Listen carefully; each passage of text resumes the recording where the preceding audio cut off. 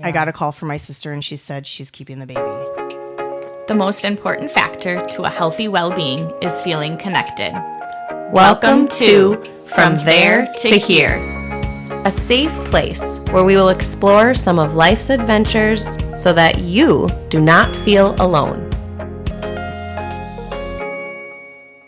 Hi, everyone. We're here to get your week started off right on a positive note, an uplifting tone. So we start with talking about what is in our heartlands. Shannon, what is in your heartlands this week? Well, hello. I am going to say the heartlands this week was being able to wake up with my girls and give each one of them a hug and wish them a really good day. And nobody was fighting at that moment. Oh, I'm calling it a win. Such precious moments. Few and far between sometimes. Yes. Yeah. And other Shannon over here that I'm sandwiched between. What is in your heartlands? I'm going to say just my overall support system that's surrounding me. My daughter was not feeling well this week and last minute had to call my mom and dad to see if they could watch her so that I could go to work. And my mom just always is like, yep, no problem. And I just drop my kids off at the drop of a hat when like daycare, so nice. Right. That like when daycare is closed or her kids are sick or whatever might be going on. Like I have a really good support system around me. A lot of my aunts will do that too. Like, oh, that's so nice. Drop of a hat, I can say. Yeah. So lucky. I do have a big support system and I am very thankful and lucky that I have that because I know there are people out there that don't or that are single parents and that can it's huge to have a I village. Imagine it would be very tricky to not have the village. Yes. Yeah. All right, Jess, what's in your heartlands? In my heartlands is our guest here today, Shannon EC. Hey. Because she keeps reminding us that it will get easier. And she's kind of talking about this podcast. Every time Shannon and I sit down to record somebody, we're like hooking up microphones, trying to figure out Audacity. Why is the microphone not working? And I'm like, we don't know the answer. Google knows the answer. And anyway, it is getting easier every time, but so it's in my heartlands that Shannon is rooting for us and reminding me it's getting easier. And it actually is getting easier. Yay. But anyway, keeping it real over here. Keeping it real. Stephanie commented on Facebook sharing her heartlands with us this week. Stephanie is thankful for the gorgeous weather and being able to get out for a walk on her lunch hour. Leslie is also very grateful for the sunshine, and it sounds like she had great parent-teacher conferences. So thank you, Stephanie and Leslie, for sharing your heartlands with us this week. If you have a heartlands to share with us, we welcome you to leave a comment on our Facebook page or to email us at podcastfromtheretohere@gmail.com. We will read those joys during upcoming episodes. We welcome our good friend Shannon back this week for part 2 of her interview. We ended last week's episode with Shannon telling us that her and her husband had just gotten a call from her sister informing them that the birth mother was going to keep her baby. I got a call from my sister, and she said she's keeping the baby. And that actually, I think, was one of the only times I've ever seen Eric cry. Yeah. Wow. I feel like I could cry right now. Yeah, hearing that. He was so crushed. Yeah. And then I think that's when we said we're done. We're completely done. Just like the emotional turmoil that you had gone through with miscarriages and doing all of the IVF stuff and doing all the research. And then you have this uplifting news. Yeah. And then for somebody who... Right? Like that happens. Like, and it was her baby and she wanted to keep it. Absolutely. And right? Like we're not judging that. No. But then I'm living on the other side of it. Yeah. What a heart-wrenching news to have to now, what do you do with that? Yeah. Did you have anything set up at your house yet? Oh yeah. So when we lived in Minnesota, right after we were married, I started accumulating things. Somebody gave me a stroller and a carrier. Mm-hmm. I think I had a pack and play. We had So how all long did you have all that stuff? Oh, probably 10 years. Yeah. And I finally got really pissed and got rid of it all. And then what happened, Shannon? And then I got pregnant and thought, oh, this won't last. Because you had how many miscarriages prior? Oh, so we know of 2 for sure. And Okay. we think there was a 3rd one the summer we got married, but we weren't looking for that. Sure. But Yeah. we think now with, Knowing what had Knowing, happened with the other 2 yeah. So 3, and then the adoption that didn't work. is really a long- miscarriage. Yeah. Yeah.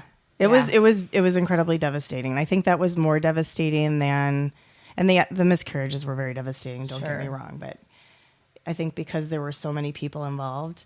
And I'm going to take a little step back too, because when I was doing IUI, I was very open with whoever came around me. And I even had medications mailed to the place I was working at the time, which was not school. And I had a girl, pretty young, naive, and I'm going to say young and naive because I probably was too.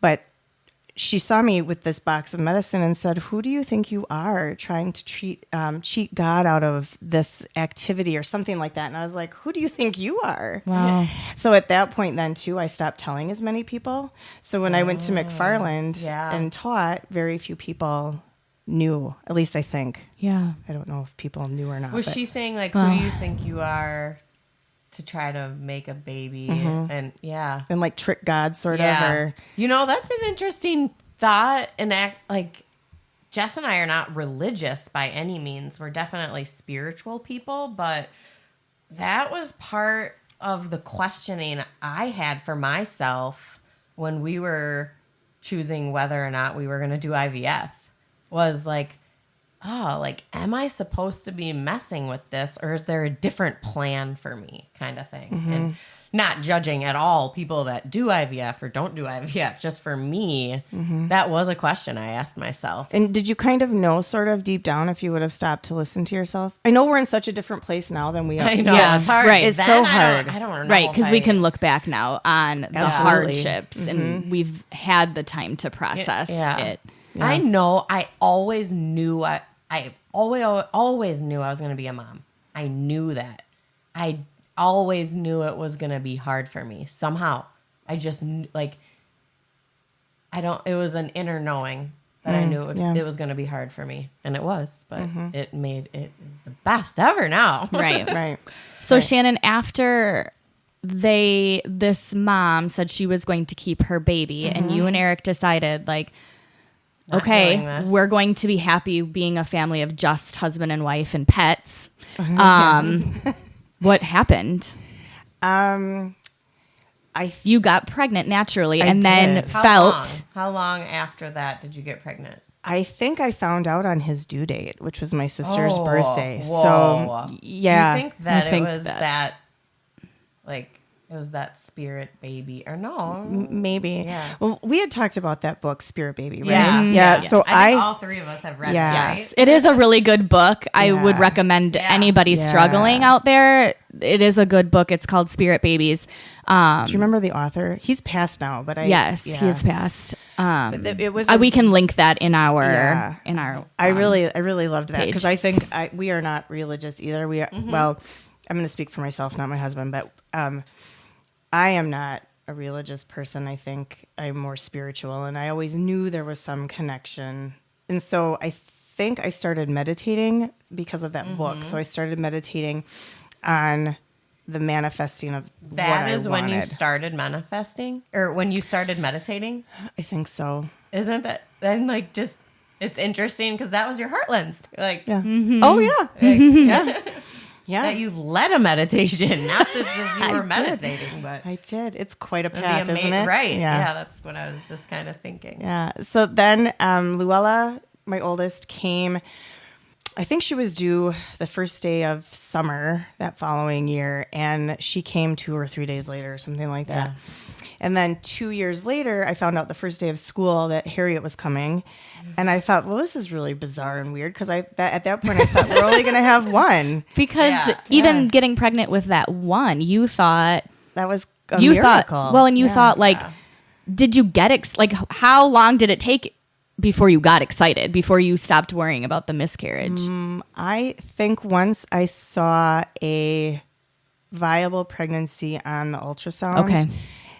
I was really excited. And at that point, I was 37, And so I was considered high risk. Geriatric. Yeah. Ugh. The last doctor that said that to me, I said, I I think just want to slap him. I wanted to throat punch him. And I told him that. I said, you should stop using that word right now. And I think the nurse kind of backed away, but that's not a good word. It's not okay.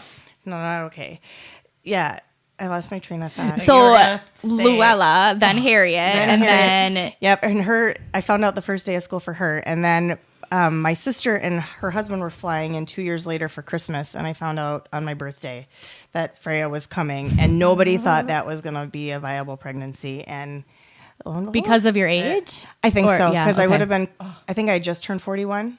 Did people tell you? Like, did your doctor tell you that? That's the geriatric guy. Yeah. Yeah. He's like, okay. Well, he was really worried about how my aging uterus would handle. And I kept Sure. telling him my body knows what it's doing. Yeah. And so they also controlled my due date a little bit. And that was, I was okay with that. I just wanted a Yeah. healthy kid. Yeah. Yeah. I love that, like, you circled back to my body knows what it is doing. Yeah. I wish I would have known that. Right? Like 10 years before. Right. Yeah. And just given it that time. Trusted it. Yeah. But I guess hindsight is beautiful, right? Right. Right. Yeah. Yeah. So if you were able to go back, what advice would you give your past self? Your 20-something self that was struggling. Well, I think I probably needed to struggle for a reason. So I don't know that I want to take all of that back. I wish I wouldn't have let it affect my life outside of Eric and I as much as it had. Sure. But I also think that was part of what I was supposed to experience and learn from.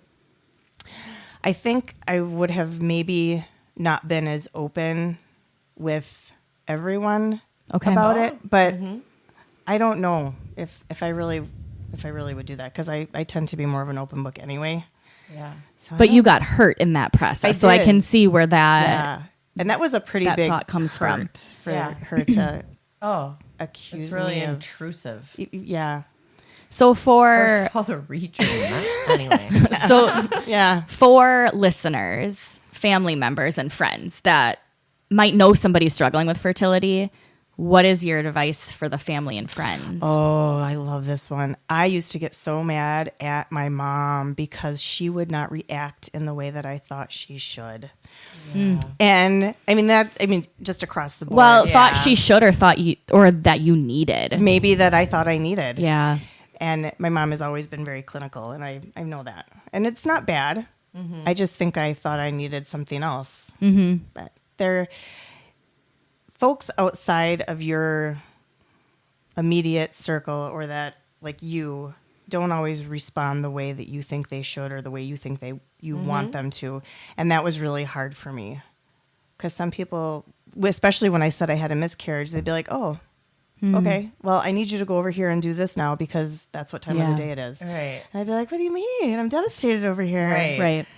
So, So do you think it's better for people to ask, like, what do you need? Or how can I support you Yeah. in this? yeah, I do. And I think too, as an older person, not even a parent, but as an older person, I think it's always more helpful if your garbage is full and it needs to be taken out, just do that.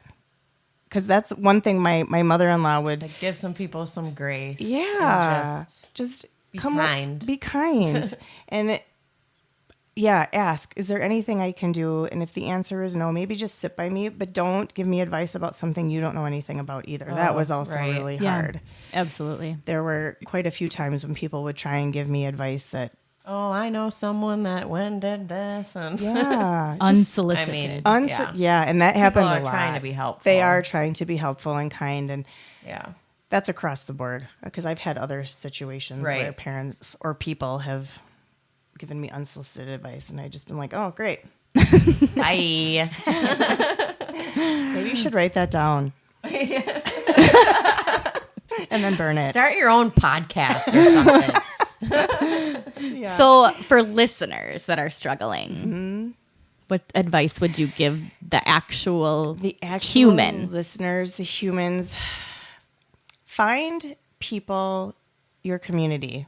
Find just community, someone you can speak to. If you are in a place where you're getting treatment or you're wondering, ask around, and you can even ask around, well, maybe not, asking around with some, is autonomy the right word, where you're not really giving too much of your information, but maybe that's not right either. But your best friends, somebody you can trust who's not going to say something flippant and mean. Yeah. Without meaning to. And I feel like that's why Jess and I started this podcast in the first place, right? For that connection. Yeah. And that is so huge. Right. That is so huge to feel like you're not alone in any of this, because so many people have done it already. And it's pretty common, I think, sadly. Oh, yeah. I think it is. It's like, Sadly. I'm pretty sure the statistic is 1 in 8 couples struggle with. Wow. Dun, dun, dun. What? Do the sound. Dun, dun, dun. Infertility. Oh, my goodness. Yeah. So, finding your people, journaling was really helpful for me. Meditating on the positive really helped me as well. There are tons of books, but I would caution some of those. And I know it might be hard to kind of weed through what feels great and what is just something someone told you to do, but try and follow your heart and do really what feels like it's for you. Yeah. So because there are so many things. Somebody's going to come at you with so many things, right? Oils or diet or done that. Keep going. Yeah. Right. And, well, and in a past episode, we talked a lot about like trying to calm the need to be in control. Yes. Were there things that you did in your journey that you felt like, I'm going to do this, I'm going to control this, and it's going to equal pregnancy? Oh, of course. I did that with my diet. I did that with my husband's diet. I did that with the diet of people we were having dinner with. Yeah. Because we cannot have gluten at the table. No. Or whatever. Yeah. And I wish I would not have done those things. It made things so stressful. Yeah. Because you're just trying to control something that is you can't Not control. controllable. Yeah, Right. or you said peeing on the sticks all the time. I Yeah. could never even understand what those meant. I never had very good luck with them. I mean, obviously. Like, do I need 1 line or 2 or none? Am I peeing today or tomorrow? Right. Is it this morning? How much water do I have to drink? Yeah. What if I peed a little bit already this morning? Will it still pick it up? Like, Is that really pink? I don't. Yeah, yeah. I didn't. Oh my Yeah, gosh. some of that stuff. And I feel like babies and weddings, you can spend $1 bazillion just on stuff, and I kind of feel like fertility is that way too. oh my gosh, you spend way more. Yeah, Yeah. And then you get this baby and you have no money left because you spent it all on fertility. right. Like I said, I am not retiring at 45. Yes. But That's okay. 3 beautiful. Yeah. Three girls very beautiful girls. later. So what strategies have you found or did you find along your way that have kind of helped you to calm your need to be in control?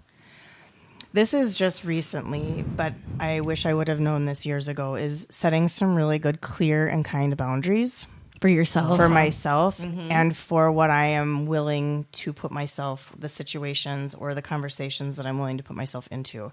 Sure. That just really has been great for my whole life. But parenting, Setting boundaries setting- and being clear and kind about boundaries meditation. and meditation. Yeah. Yeah. It's been pretty great. Yeah. Any other strategies that you use to kind of keep yourself positive? Keeping my community close and making sure that I have connections to people often. So making sure that I'm reaching out to people and that I'm being reached out to as well. That Mutual. there's a mutual friendship or kinship or whatever you want to call it there. And just really remembering that we're all doing the best that we can with what we have. And that's really hard sometimes, but it's also really the best we all have. Yeah.